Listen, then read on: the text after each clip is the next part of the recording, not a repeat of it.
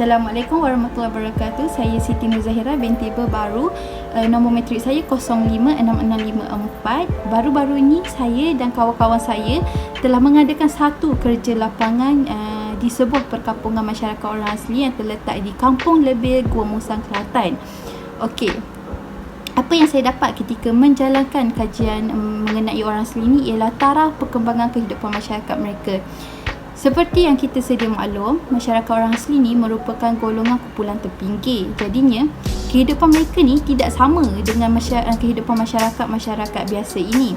Jadi, kehidupan masyarakat orang asli ni sekadar hidup dengan apa yang mereka ada untuk teruskan kehidupan mereka. Jadinya, masyarakat orang asli ni mempunyai banyak kekurangan dalam kawasan perkampungan mereka. Jadi dari segi sosial, iaitu seperti kesihatan dan pendidikan, mereka ni okey, saya terangkan dari segi kesihatan. Okay. Mereka ni tidak dapat menggunakan khidmat rawatan kesihatan ni dengan sebaik mungkin. Kenapa? Kerana mereka ni tidak mempunyai klinik kesihatan atau klinik desa dalam perkampungan mereka. Jadinya mereka ni dia perlu ke bandar yang mengambil masa selama sejam ataupun lebih untuk ke bandar ni untuk menerima rawatan kecemasan.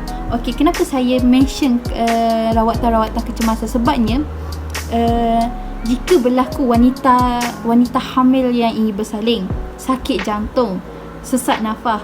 Okey, ketiga-tiga kes ini, penyakit ini dia melibatkan nyawa seseorang.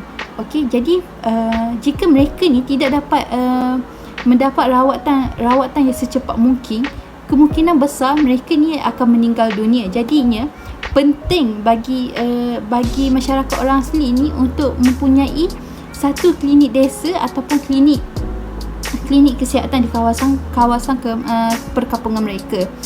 Okey, sebagai contoh, jika kita masih ingat tentang tragedi kematian orang asli yang tragis yang sehingga mengakibatkan kematian yang berturut-turut dengan kadar kematian yang tinggi atau ramai.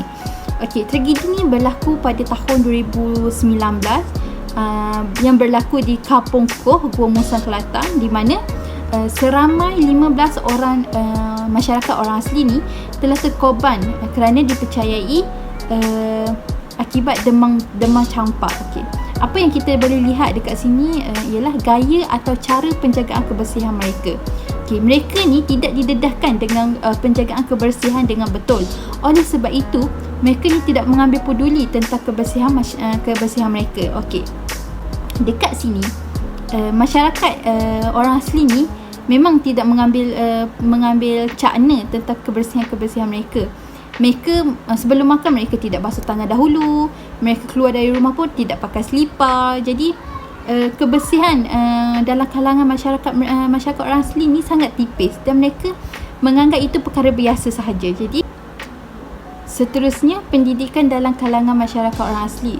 Satu pujian boleh diberi kepada pihak kerajaan kerana telah membina sebuah sekolah kebangsaan di kawasan perkampungan itu. Sekolah ini dikenali sebagai Sekolah Kebangsaan Pasir Linggi dan terletak sejauh 4 hingga ke 5 kilometer dari perkampungan mereka. Jadinya, anak-anak orang asli ni perlu berjalan kaki untuk pergi ke sekolah tersebut. Walaupun mereka menitik berat tentang pendidikan dalam kalangan anak-anak orang asli ni, mereka masih lagi mempunyai masalah atau beberapa halangan untuk mereka pergi ke sekolah. Antara masalahnya ialah ada sesetengah anak-anak orang asli ni tidak mempunyai CJ kelahiran. Okey, CJ kelahiran ni sangat penting untuk setiap individu masyarakat orang asli ni untuk mereka mendaftar anak-anak mereka di sesebuah sekolah. Okey. Jika mereka tak ada CJ kelahiran ni, maka mereka tidak dapat mendaftarkan anak mereka itu sebagai pelajar sekolah. Okey. Untuk penambahbaikan kehidupan masyarakat orang asli ni, saya mencadangkan supaya pihak Jabatan Kemajuan Orang Asli JAKA ni lebih menitik beratkan lagi lah isu kesihatan dalam kalangan masyarakat orang asli ini. Hal ni dikatakan kerana isu kesihatan ni sangat penting bagi kehidupan setiap individu. Oleh itu, pihak kerajaan ataupun pihak JAKUA sendiri perlu membina satu klinik desa atau klinik kesihatan di kawasan perkampungan orang asli ini. Hal ini kerana klinik kesihatan atau klinik desa ni sangat penting bagi mereka untuk menerima rawatan kecemasan. Okey, walaupun kita tidak memfokuskan rawatan kecemasan, kita fokuskan untuk masyarakat orang asli ni untuk mendapat rawatan harian mereka. Jadinya jika mereka mendapat rawatan harian mereka ni, kadar untuk mereka mendapat penyakit berjangkit itu agak tipis. Okey. Seterusnya ialah pihak JAKUA ni haruslah mengambil cakna tentang sijil kelahiran masyarakat orang asli ini. Hal ini kerana sijil kelahiran ini amat penting bagi masyarakat orang asli untuk melakukan sesuatu perkara yang melibatkan undang-undang negara. Malah ia juga penting untuk sistem pendidikan anak-anak mereka. Okey. Di samping itu, bekalan air bersih.